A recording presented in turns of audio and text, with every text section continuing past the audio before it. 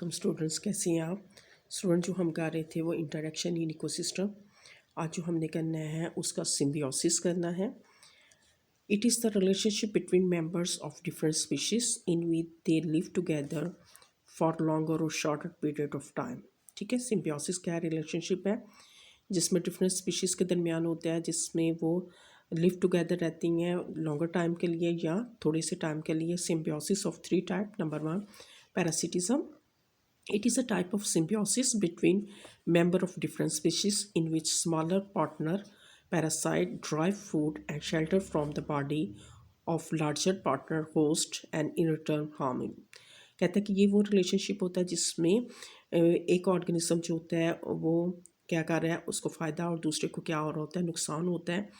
और जो smaller partner जिसको उसने नाम दिया पैरासाइट होता है, वो ड्राइव करता है फूड किससे, लार्जर बॉडी से। और वो लार्जर बॉडी जो होती है वो क्या होती है, होस्ट होती है और उसको नुकसान देता है। इसको हम parasite. In temporary parasitism the parasite spend most of its life cycle as independent free living organism. Only part of its life cycle is spend as parasite. कह रहे टेम्परेरी पैरासिटिज्म के अंदर जो पैरासाइट होते हैं वो अपनी लाइफ के ज़्यादा से ज़्यादा लाइफ साइकिल जो होता है वो इंडिपेंडेंटली फ्री लिविंग ऑर्गेनिज्म के लिए गुजार रहा होता है। सिर्फ अपनी लाइफ साइकिल का थोड़ा सा हिस्सा जो है वो पैरासाइट के तौर पे गुजारता है। मिसाल के तौर पे लीच। ये लीच क्या है कि ये एक्टोपैरासाइट होती है और इसने ब्लड को सक करना होता है। ठीक है, ये वहाँ पे पोन्ड्स वगैरह के अंदर रह रही होती है और जो काउ वगैरह कैटल्स वगैरह जा रही होती है, काउ उसके अंदर पोन्ड वगैरह के अंदर होती है, उससे चिमट जाती है और उससे ब्लड लेती है। बेड बग, खटमल जिसको कहती हैं, mosquito are common temporary parasite of human. In permanent parasite the parasites spend their whole life cycle as parasites. Many diseases causing bacteria and all viruses are permanent parasites. ठीक है, अब temporary parasite और permanent parasite के अंदर क्या फ़र्क है। तो परमानेंट पैरासाइट के अंदर जो है वो अपनी सारी लाइफ साइकिल जो होती है वो पैरासाइट जो होती हैं वो अपने होस्ट के अंदर रह के गुजारती हैं और उसके अंदर बैक्टीरिया वगैरह और वायरस वगैरह इसकी क्या आ जाएंगी, एग्जाम्पल्स आ जाएंगी। ठीक है, इसके बाद पैरासाइट में भी classified as ectoparasite and endoparasite. Parasite को हम दो कैटेगरी के अंदर डिवाइड करते हैं, एक एक्टो और एक endo. Ectoparasite live outside on the surface of host body and get food from there. और इसकी एग्जांपल आ जाएगी मॉस्किटो, यानी कि वो बॉडी से बाहर रह के अपनी खुराक को हासिल करती हैं और इसकी एग्जांपल जो है वो क्या होगी, वो मॉस्किटो वगैरह आ जाएगी। लीचीज, लाइस, जुएं are the common example of ectoparasite. Endoparasite live inside the body of host and get food and shelter.